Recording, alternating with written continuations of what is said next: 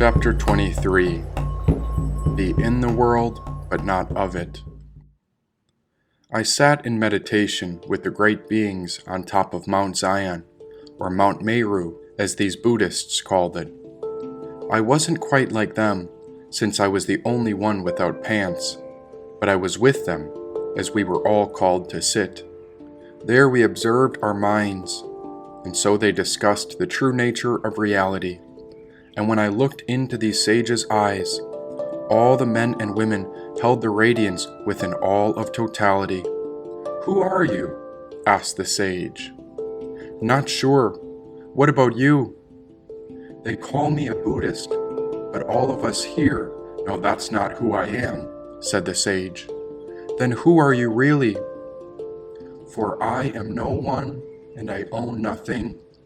I am a protector of this sacred land, and I serve for the great relief of suffering," he said. "But you live in the body of a man. And what about emptiness? And what about the illusion of form? Aren't you a spiritual being living in a magical time-space continuum, shifting in ways that only you can transform? What if we're all of it, but empty of it at the same time? What if our egos are caught in a riddle or a koan, and this one happens to rhyme?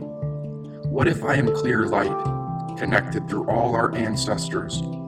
What if everyone on this planet was reborn so many times that every single being is my mother? Now what about you? Tell me how you were raised. Is there a religion you follow? What is the name that your mother gave?" he said. "Well, right now I'm lost, and I forgot most of what I knew. I was born into a working family, then I joined the order long before I met you. The closest person in my life is named Manuka, who I call my sister, and so I became her protector, since she is the one I'll always look after. And if you must call me something, then know me as automatic. I'm afraid I'm much more simple than almost anyone else, and I'm wandering because I'm in need of magic." "Magic? What kind?" asked the sage in the orange robe. "I need the magic that can change people's minds. I'm afraid the world has gone mad. We're stuck in an illusion of clinging, grasping, and craving more and more. All of us seem to have lost sight, including me, and it seems that no one even remembers what we're living for. We need the magic that can heal. We need some magic that can overcome the controlling empires. Right now, the people are persuaded by ignorance, anarchy, and liars. I grew up believing in Jesus Christ, but the exclusive church doesn't explain what happened in his young adulthood before he became a man. And while the whole world is waiting for a second coming, what the world really needs is a protector, magician, lover, and king, or at least an exorcist like King Solomon. Oh, how I wish Jesus would come back. Everyone's waiting for him to save us, but in order to face the armies of man, I think we need an angel to destroy the wickedness of the world, almost the opposite of Jesus." "What if the magic you're looking for is the magic that can awaken?" said the man in the orange robe. "And where can it be found? O great teacher, you are the one who has already gone. Descend from this mountain at once and show these people where they have gone wrong." "It is not up to the I, but rather it depends on the we. I will teach you if you are willing to listen, and that is the magic of how all beings can be freed," he said. "Then where do we start?" "It starts with you, right here in your heart. Everyone you think you are fighting is woven of the same spiritual source, and so you are correct that we are caught in the illusion of separateness, which makes us feel as if we're apart. This ignorance and illusion spins the wheel of life called samsara, and the lack of wakefulness may even be seen as tragic. But you are that protector who is tasked to fight the armies of ignorance. So who are you really? My boy, you are the magic," he said. "But the more I try to fight my enemies, the more my life falls apart. And when I try to seek peace, all I could do was run from my counterparts. For who am I really? I'm just the same as them. It's taken me so long to realize this, but few know how the soul lives in all hearts as it's living within the same people we hate and condemn. And how can we heal this world if I can barely help myself? How can I watch over my great friend Manuka if we're just as trapped as everyone else? There was a great pause, and then the sage in the orange robe spoke. Although life appears very serious, we must always seek the humor in jokes. When we become too serious, we resort to violence, and then we shoot and bomb our enemies. Once upon a time, I sat under a Bodhi tree, and there I awoke. There I realized the true nature of reality, he said. Well, what is it? Come on, tell me how it is. Then I'll go down and spread the teachings of how a good soul must live. Have you heard of my 4 fun facts? He asked. You mean the 4 noble truths? And have you discovered that form is emptiness, and emptiness is form? He asked. I have heard this, and just now I have heard the Sutra of Dependent Origination, that explains existence and its coming into forms. What else is there to learn? What else must I know? Tell me the way at once, and there I will go. If someone ever tells you that they know the way, you should know that this person is trapped. For you alone are it. You yourself are your map, he said. He turned my palms open and began to look at the lines within my hand. You see, this is your map, and this is the map of a single human man. On your dominant hand is the root of this life, and on your other hand is the map according to how it was designed to go. As you age with experience, the lifeline will stretch through the center of your palm as a record of how you grow. Nothing is permanent, and everything will change. The choice we have is to resolve our past karma, and once I healed all my past karma, the people came to know me as a sage. But remember, I too am a simple man, not lesser or more than you, for we are clear light crossing paths, and we must help those who are suffering no matter what we go through. Now I must inquire about your family's teachings. What were you taught when you were raised? I'm curious about the origin of your lineage. What was the religion you were taught in your boyhood days? He said. I was baptized as a Catholic. Ah, so. Then you are a brave follower of Christ. Did you know that the man called Buddha and the one called Christ are exactly alike? They offered up their life to the world. They gave up their own desires and let go of their attachments. There they lived, spreading the high teachings, sutras, and commandments. You know, Christ and Buddha are just names. But since we know the Sutra of Dependent Arising, we know that names are void in nature. No matter what problems exist, existence is perfect in nature of the one Creator. Christians call that Creator God. Well, I see emptiness through the absence of self. Some know it as Brahma, Allah, Jehovah, or the inner fire called the Atman. Yet the magic of life exists within all beings, and so the source Christians call the Holy Spirit is our basic goodness that lives with everyone else. To answer your question as to how you can help heal the world, you must resolve your own karmic patterns first, rather than doing what the individual ego seeks and prefers. Give it all up, and everything will come back to you. Remember that this life is like a dream, and you're right in between. Then upon death you'll awake. There you and Jesus will laugh together, since life is not what it seems. Be selfless in your journey. We can be unattached to desire by practicing humility, selflessness, service, devotion, discipline, and grit. Now what did Jesus himself say? Be in the world, but not of it, said the sage in orange robes. I took a moment to think. I guess that makes a lot of sense, because Jesus and the Buddha were both called to Rome. The orange sage smiled. After all, we're just walking each other home, said the sage in the orange robe. Can I tell you the truth? And this is something I have always feared. I realize that I hate so much of this world, and I'm sorry to disappoint you, as this message must be a disgrace to your ears.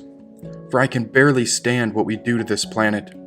I can no longer take the chemicals, manufactured pills, greed, and insanity. Everyone is so busy trying to make more money, but so many of us are poor, tired, and alone that all I ever feel is more and more angry. The pyramid of the mature man you are called to build is actually a sacred stupa. This great tower can be found around the world as rocks have been gathered and aligned to honor the awakened nature I know as the Buddha. The pinnacle is the peak. It is the wakeful quality of the rising sun. Angry you may be, but anger is not what you will feel when it's all said and done. Even if you've lost your mind, and even if you feel that anger makes this a lost cause, even if you've lost everything you've ever had, remember that for thousands of years, people believe in something greater than the individual, and this is what many know as God. The people you claim to hate are the people Jesus loved. You must be sly like a snake, be simple like a dove, said the Buddha. I took some time to ponder and wonder, and as I sat beside this old sage, I looked out upon the land. There in the distance, I could see the great order I had escaped, and this was the order I left when the journey first began. And isn't it fascinating how the teachings of Christ, Muhammad, Krishna, Shiva, and Buddha still go on? After thousands of years, why is it that these pure teachings cannot be proved wrong? It is because they realize the true nature of reality, and yet they started like us as ordinary women and man. They were not trying to escape this world or avoid life suffering, but rather this suffering is how the Buddha was awakened. Integrate the spiritual teachings into everyday life. Be present just where you are. Smile like you mean it, and I promise love and compassion will take you forever far, he said. And I thought Buddhism was just about nothing. He laughed. That's a good joke. It's about nothingness of emptiness. That is the true nature of compassion. What Christ summoned during his crucifixion was invisible in nature, and this invisible force was the God he called out to in his passion. He said, "Nothing and nothingness. Well, what's the difference?" Nothing is nihilism. It's like saying there's no point to anything at all. But nothingness is an examination into the emptiness of all things, to see the cause of dependent origination, and to work to awaken all beings from suffering, since this is a human's highest calling. Even the nature of pain is empty, since the suffering itself is void of any form. Even though both of us are having a human experience, we are here because we are called to awaken the world as all life transforms. The monk in the orange robe paused. He took a deep breath in and then spoke. For as long as space endures, and for as long as living beings remain, until then may I too abide to dispel the misery of the world, he said. Of course I want to help. I too want to make this world a better place. But the more I live in the materialistic world, the more I want to escape the materialistic rat race. We start by examining our individual karma.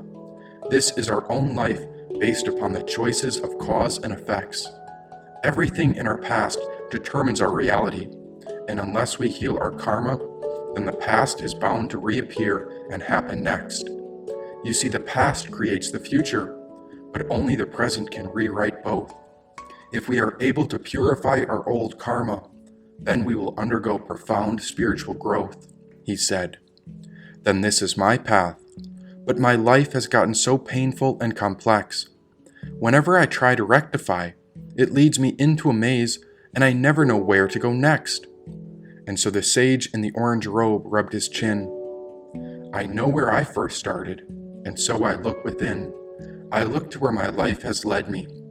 Then I ask, what have I avoided up till now? And once you can honestly answer that question, then you are becoming one with the Tao. The Tao is the way, even if you can't answer why, where, or how. Rectify what happened and whatever you've avoided in the past. And once you do, you're healing a future that starts with the now, said the sage. Oh, wow! My eyes looked out upon the horizon. There I saw the order from when I ran away. I escaped that place because it caused me so much pain, but maybe, just maybe, I ran from the order because I was afraid. Then I must return to heal my roots, for that giant city is the order from which I ran. I was scared of the life I was called to live, for it was where I was raised before I grew into this man. And if you can clear that old karma, a new way will appear. Do not be afraid, my child, for the path you are on is more powerful than all of your fears, he said. I was so terrified within, for that order was the place I never wanted to return. It was the land of material satisfaction where everyone was measured upon by the status as to what every person earns. You say I must face my shortcomings, and you advise that I should rectify the troubles of my past. But what happens if I don't succeed? What happens if I cannot complete this difficult task? Where there is a will, then there appears the way. Nothing is permanent, but the truth called Dharma is with you, and that teaching will forever remain. Your body is impermanent, but by living these teachings, you cultivate compassion throughout infinity.